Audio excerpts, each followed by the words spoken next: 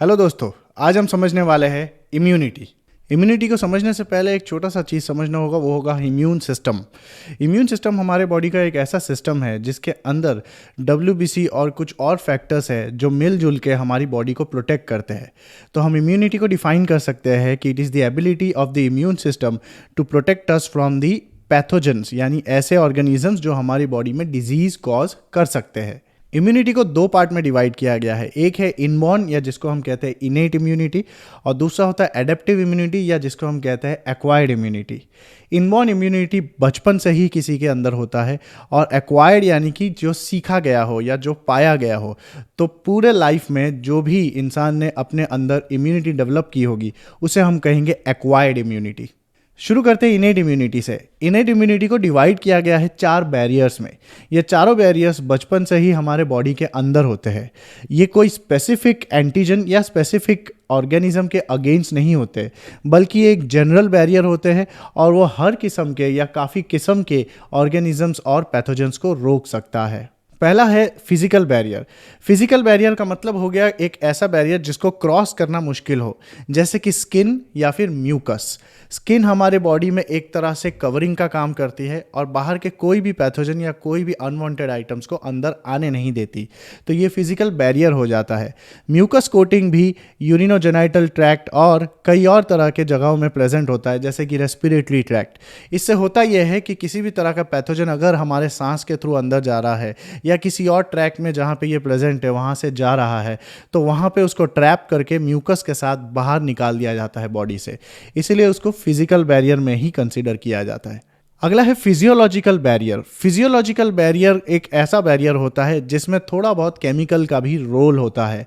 पहला एग्जाम्पल है उसका गैस्ट्रिक HCl। HCl जो हमारे स्टमक में प्रेजेंट रहता है, उस HCl का pH बहुत लो होने के वजह से किसी भी तरह के माइक्रो ऑर्गेनिज्म के उधर पहुंचने पे मौत होने की चांसेस रहती है। दूसरा होता है सलाइवा। सलाइवा हमारे माउथ में होता है। कोई भी प्रोडक्ट अगर हमारे माउथ से अंदर जा रहा हो तो वो सलाइवा उसको न्यूट्रलाइज कर सकता है, क्योंकि सलाइवा में भी थोड़ा बहुत एंटीबॉडीज प्रेजेंट रहता है। और तीसरा ऑप्शन है टीयर्स, जो कि आंसू। और आंखों में अगर कुछ भी चला जाए तो आंखों में से आंसू निकलना शुरू होती है और वो सारी चीज़ों को फ्लश आउट करके बाहर निकाल देता है। तो ये तीनों बैरियर्स हमारे लिए हो जाता है फिजियोलॉजिकल बैरियर। तीसरा बैरियर है सेल्यूलर बैरियर। यहाँ पे एक सेल की बात की जा रही है जो है WBCs। ऐसे WBC जो फैगोसाइटोसिस कैरी आउट करते हैं उनको सेल्यूलर बैरियर में काउंट किया जाता है, जैसे कि मोनोसाइट, न्यूट्रोफिल, पॉलीमॉर्फोन्यूक्लियर ल्यूकोसाइट्स और ऐसे कई और किस्म के सेल्स जो किसी भी पैथोजन के बॉडी में एंट्री होने पे उसको जाके फैगोसाइटोज कर लेता है, यानी उसको एनगल्फ करके खा लेता है। चौथा बैरियर है cytokine barrier. Cytokine barrier virus से इन्फेक्शन होने से बचाने के लिए बना हुआ है।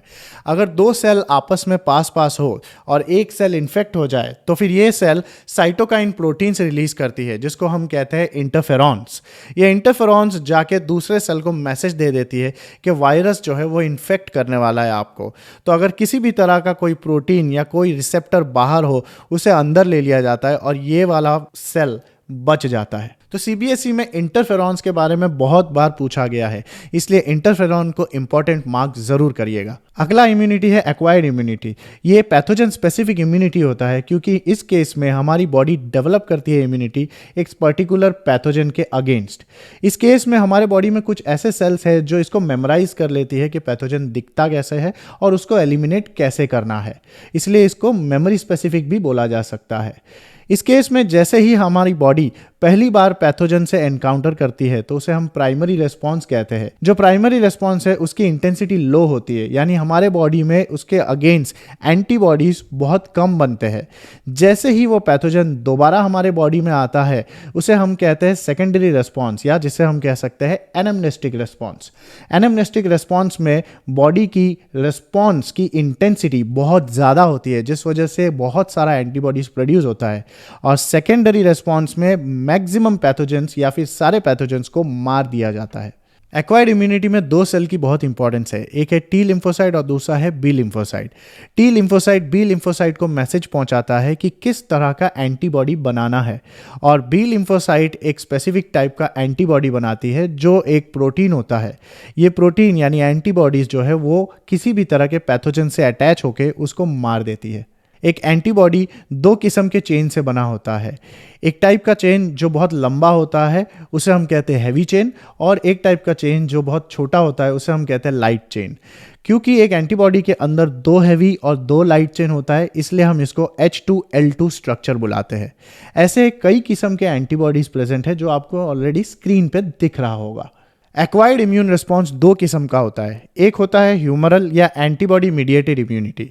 एंटीबॉडी मीडिएटेड इम्यूनिटी में एंटीबॉडीज पैथोजेंस के अगेंस्ट फाइट करती है।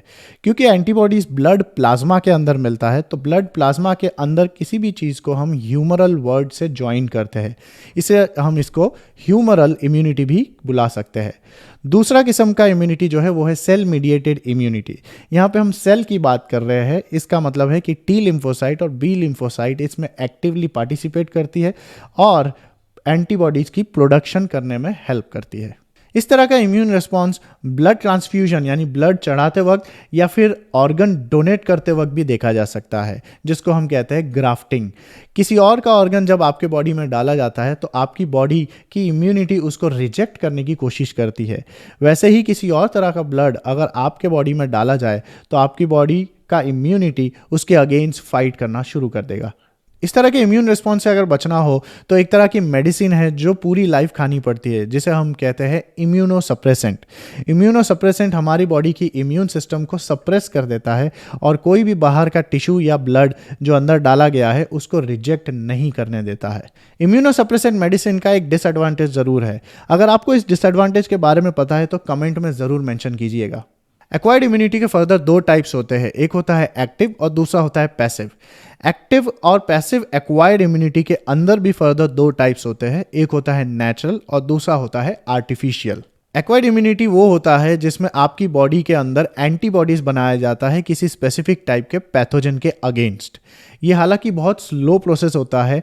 इसको हम दो किस्म में डिवाइड कर सकते हैं, एक है एक्टिव नेचुरल और दूसरा होता है एक्टिव आर्टिफिशियल। जब हम नेचुरल एक्टिव इम्यूनिटी की बात कर रहे हैं तो आपकी बॉडी जब किसी भी तरह के पैथोजन से एक्सपोज होती है, आपकी बॉडी उसके अगेंस्ट एंटीबॉडीज बनाएगी। ये एक्सपोज होने पे, नेचुरली एक्सपोज होने पे एंटीबॉडीज बनती है, इसीलिए हम इसे कहते हैं natural active immunity.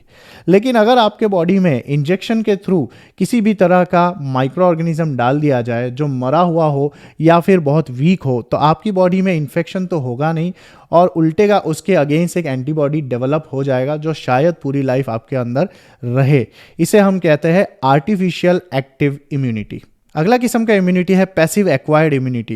Passive acquired immunity में रेडीमेड एंटीबॉडीज आपके बॉडी में चले जाते हैं। इसको दो किस्म से किया जा सकता है, पहला है नेचुरल और दूसरा है आर्टिफिशियल।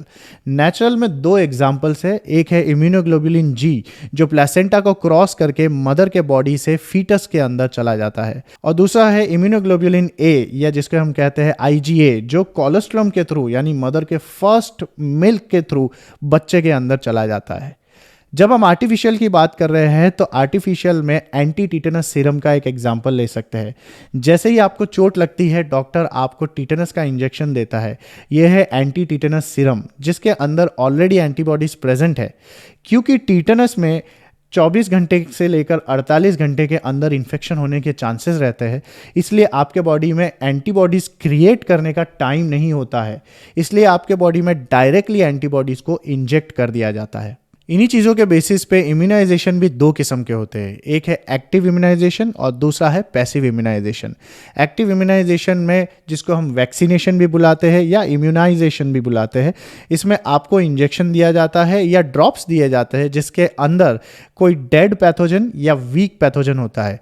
ये बॉडी में जाते ही आपकी बॉडी उसके अगेंस्ट एंटीबॉडीज़ बनाती है और याद रख लेती है कि ये पैथोजन कैसा है। अगली बार जब सच में किसी तरह का कोई पैथोजन आपके बॉडी में एंटर कर रहा होगा, उसके पैथोजन के अगेंस्ट अगर आपके बॉडी में एंटीबॉडीज बना हुआ है तो वो इमीडिएटली अटैक कर देगा और इन्फेक्शन होने नहीं देगा। अगला है पैसिव इम्यूनाइजेशन जिसमें प्री फॉर्म्ड एंटीबॉडीज या फिर एंटीटॉक्सिन्स को डायरेक्टली बॉडी के अंदर इंजेक्ट कर दिया जाता है। ये जनरली तब किया जाता है जब हमारे बॉडी में एंटीबॉडीज प्रोड्यूस करवाने का टाइम नहीं है, जैसे कि टीटनस या किसी भी तरह के स्नेक बाइट में एंटीटॉक्सिन या एंटीबॉडीज़ का एक इंजेक्शन डाल दिया जाता है। स्नेक वेनम के बारे में एक क्वेश्चन पूछा गया था CBSE के तरफ से, जिसमें यह पूछा गया था कि स्नेक वेनम में आखिर ऐसा क्या होता है जिस वजह से हम बच बच जाते हैं। तो स्नेक वेनम के अंदर एंटीबॉडीज होती है, जो एंटीबॉडीज फाइट करता है टॉक्सिन के अगेंस्ट और उसको न्यूट्रलाइज कर देता है। एलर्जी भी एक तरह का एग्जाजरेटेड रिस्पॉन्स है आपके बॉडी की इम्यूनिटी का किसी एक स्पेसिफिक टाइप के एलर्जन के अगेंस्ट। एलर्जन वो चीज़ हो सकती है जो आपके बॉडी में जाते ही आपकी बॉडी उसको रिजेक्ट करने के लिए एक इम्यून रिस्पॉन्स कैरी आउट करती है। ये एलर्जन कुछ भी हो सकता है, डस्ट हो सकता है, माइट्स हो सकते हैं, किसी तरह का कोई पॉलन हो सकता है या किसी भी और तरह की ऑब्जेक्ट हो सकती है। इस एलर्जन के अगेंस्ट जो एंटीबॉडी बनती है वो है आईजीई टाइप, और आईजीई जाके मास्ट सेल के साथ जुड़ जाता है और हिस्टामिन और सेरोटोनिन को रिलीज करना शुरू करता है। हिस्टामिन और सेरोटोनिन के प्रेजेंस में आपके बॉडी कई किस्म के सिम्टम्स दिखा सकती है, जैसे कि runny nose, watery eyes, sneezing, wheezing या किसी किस्म का रैश भी प्रोड्यूस हो सकता है।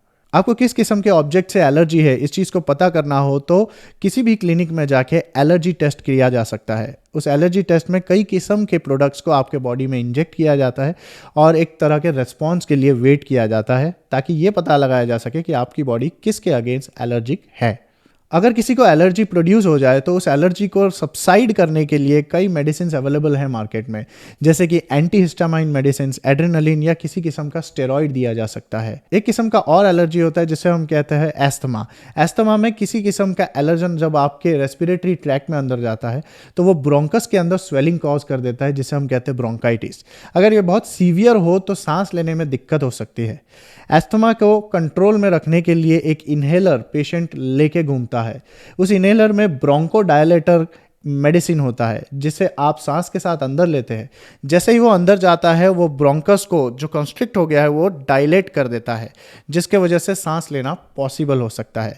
एस्थमा को रिलेट किया गया है अर्बन एरियाज़ के साथ ज़्यादा, क्योंकि अर्बन एरियाज़ में या मेट्रोपॉलिटन सिटीज़ में पॉल्यूशन जैसे जैसे बढ़ता जा रहा है वैसे वैसे एस्थमा के केसेस भी बहुत ज़्यादा इंक्रीज होते जा रहे हैं। हायर वर्टिब्रेट्स में एक और किस्म का रिस्पॉन्स प्रोड्यूस हो सकता है जिसको हम कहते हैं ऑटो इम्यूनिटी। कभी कभार आपके बॉडी के कुछ WBCs या फिर इम्यूनिटी के सेल्स आपकी बॉडी के ही सेल्स को सेल्फ समझने के जगह फॉरेन समझना शुरू कर देता है और उस पर अटैक कर देता है। ये एग्जैक्टली कैसे होता है ये स्टडी किया गया है, लेकिन आंसर अभी तक क्लियर नहीं है, इसलिए इसका रीज़न अभी तक किसी को खास पता नहीं है। जब आपके बॉडी के अगेंस्ट ही आपकी इम्यूनिटी रिस्पॉन्ड करना शुरू कर देती है तो वो किसी किस्म के सेल्स पे अटैक करेगी और उस सेल्स को डिस्ट्रॉय करना शुरू कर देगी। एक क्लासिक एग्जांपल है rheumatoid arthritis. Rheumatoid arthritis generally limbs में होता है, हाथ या पैरों के फिंगर या ऐसे किसी जॉइंट में होता है। एक एग्जांपल लेके आपको समझाना चाहूँगा। रूमेटॉइड अर्थराइटिस में वो कार्टिलेज पे अटैक कर देती है।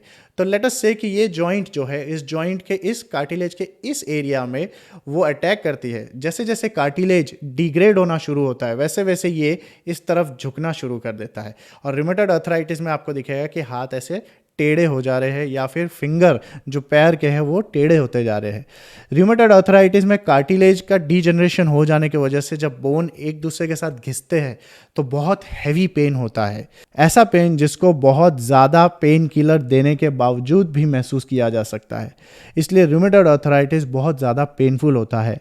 यह है एक एग्जाम्पल ऑटो इम्यूनिटी का। दोस्तों आज इतना ही समझेंगे हम। किसी भी तरह का डाउट हो तो आप कमेंट्स में मेंशन ज़रूर कीजिएगा, मैं उसका रिस्पॉन्ड ज़रूर करूँगा। कमेंट में ये भी लिख सकते हैं कि अगला टॉपिक आप कौन सा देखना चाहेंगे। तब तक के लिए ऑल द बेस्ट।